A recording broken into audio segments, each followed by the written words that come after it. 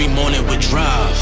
Being on the grind, know I had to survive. We had to win. Started from the dirt and the rubble. I had to be the needle that was popping your bubble.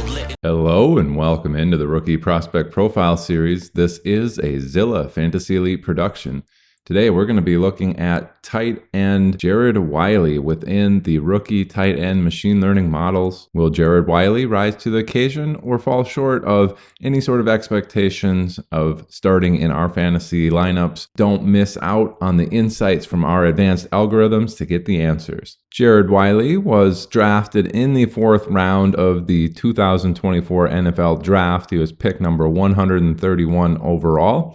Played college football at Texas and TCU and was selected by the Kansas City Chiefs, again in the 4th round of the 2024 NFL Draft. He did earn first team All Big 12 honors in the final season there at TCU. Jared Wiley comes in at 6'6", 249 pounds. He did run a very nice 4.62 in the 40-yard dash.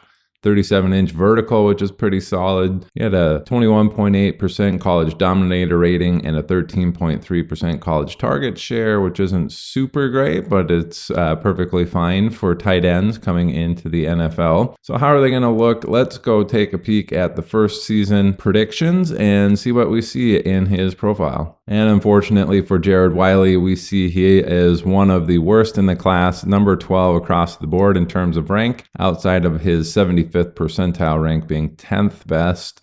Mean and median hovering right around 2 fantasy points per game, maximum output at 5.8. Let's go look at the rookie tight ends that were in those particular ranges. So hovering around the 1.8 to 2.2 fantasy points per game during the rookie season, we have Marcel Jensen, Durham Smythe, Cole Hikatuni, Alan Cross, Michael Pruitt, Vance McDonald, Nick Casa, Ben Broniker, James Mitchell, Tyler Higbee, Nick Vannett, Connor Hayward, Dominique Daphne, Deion Sims, and Andrew Beck. Pretty uninspiring list there outside of probably just Tyler Higbee. Vance McDonald did see some fantasy relevance at one point, but was never really a stud at any point. So that's kind of what it's looking like for the first year. We wouldn't expect any different, being the worst ranked tight end in the class here.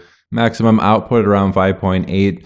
In between that range, we have 5.6 to 6.2 for the rookie tight ends. That's Irv Smith, Isaiah Likely, Chig Okonkwo, Cade Otton, David Njoku, Austin Seferian-Jenkins, Joseph Faria, Foster Moreau, and Brevin Jordan. Not a terrible list of people there, but certainly nobody that is broken out and giving you any sort of league-winning upside there. So with that being said, let's go look at his year number 2 stats and see if we can find anything that's a little bit more productive than his first season. Hopefully we see a jump up here. And sure enough, we see a pretty significant jump, a little over 2 fantasy points per game jump up here for Jared Wiley heading into year 2.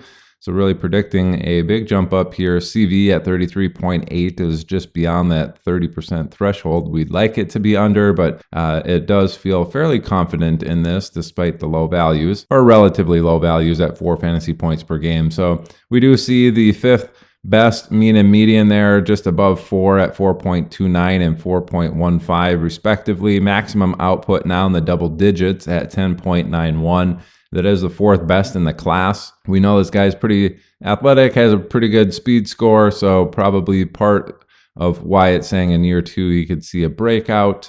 Let's go look at his comparables hovering in the 4 to 4.5 fantasy points per game range during their rookie season and see if we have any interesting comparables. These players are all between 3.89 and 4.6. We have Harrison Bryant, Gavin Escobar, Noah Gray, Tyler Higbee again, Levine Toilolo, Jacob Hollister, Michael Roberts, and Deion Sims again. So we see 2 repeating names here with Tyler Higbee and Deion Sims being, right in that median range prediction again. So maybe we see the next Tyler Higbee on our hands here, which might not be the worst thing in the world. So let's go check the maximum output, 10.91. You'd be pretty happy if he hits that in his second season.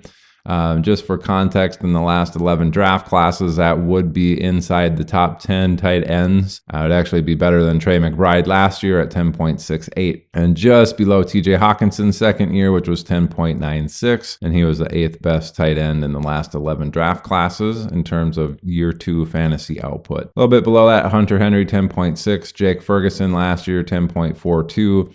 And a little bit above TJ Hawkinson, we had Austin Seferian-Jenkins and Evan Ingram at 11.3. Again, this is some of the best numbers in the history of the last 11 draft classes. So if he hits the ceiling, it's going to be a really, really, really good season. All right, let's go into year 3, see if we see any sort of improvement for Jared Wiley here. And yeah, we do see a very nominal bump up here in the mean and median. We do see the ranks go down a little bit within the year 3 because it wasn't that big of a jump.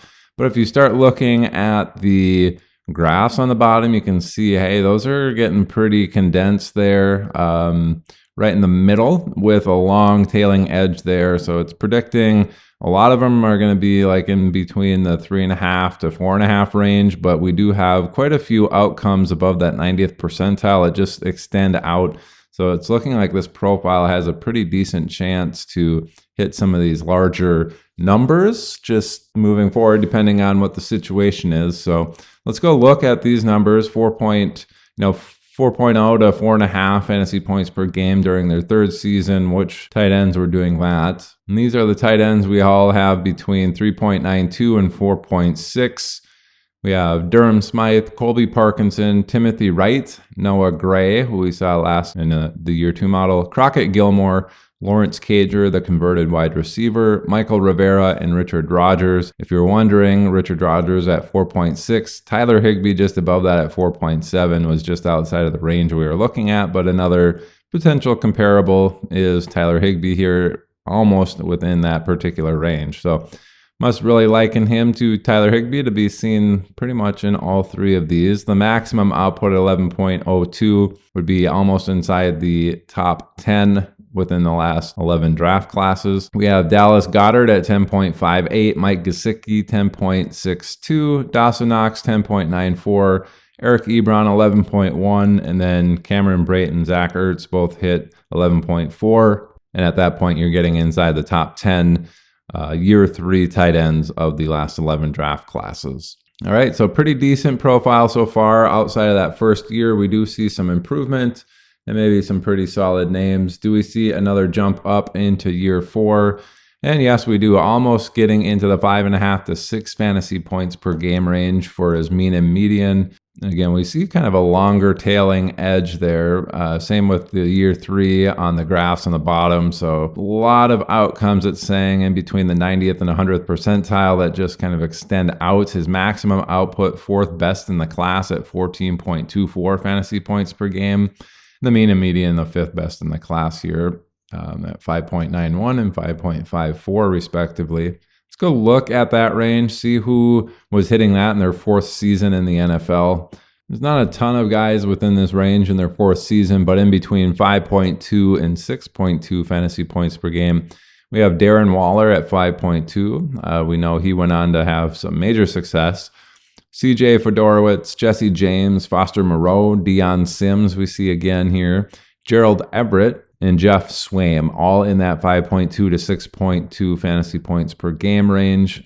With his median, the maximum output at 14.24 would be really solid. We're looking at inside the top 5 tight ends of all time. So, well, not all time, but the last 11 draft classes. We have Jordan Reed at 14 flat. Travis Kelce was the 5th best tight end ever at 13.8. Zach Ertz, a pretty big step down at 13.1. And then TJ Hawkinson at 12.67. Then we get into the top 3 outside of that or above that. So Jordan Reed was at 14, as I said before. Austin Hooper hit 14.6 in his 4th season. Then a big jump up to George Kittle at 15.64, and then a massive jump to Mark Andrews' 4th season, which was 17.71 fantasy points per game in his 4th season. So some really good company there should he hit his ceiling. Jared Wiley, somebody that's perhaps kind of interesting. We see a year 2 breakout here from him. We know he's in Kansas City, so he's going to have Travis Kelce to contend with for sure in year 1, which hey, this is saying year one, this particular profile is not going to produce very well, but going into year two, we could see a little jump up. And then year three and year four, kind of maintaining that and even gaining. We did see him each and every season throughout the first 4 seasons in this model get better in the mean and median prediction, and then have some pretty solid maximum output. So somebody that I will be keeping an eye on. I don't know if I'm going to necessarily draft him in any rookie drafts for Dynasty, but somebody I'd definitely be interested in putting on a taxi squad, or at least putting a star on him to see, hey, is this guy looking good? You know, maybe the first season you can just ignore him and then trade for him or pick him off waivers going into that second season, especially if Travis Kelce's still there. People are going to be like, Travis Kelce's still there. No one really to worry about, and perhaps that's when Jared Wiley gets a little bit more involved and we see that bump up in fantasy points per game. All right, that's going to do it for today's Rookie Prospect Profile episode on Jared Wiley. This is presented by Zilla Fantasy Elite. Thanks for tuning in. Bye.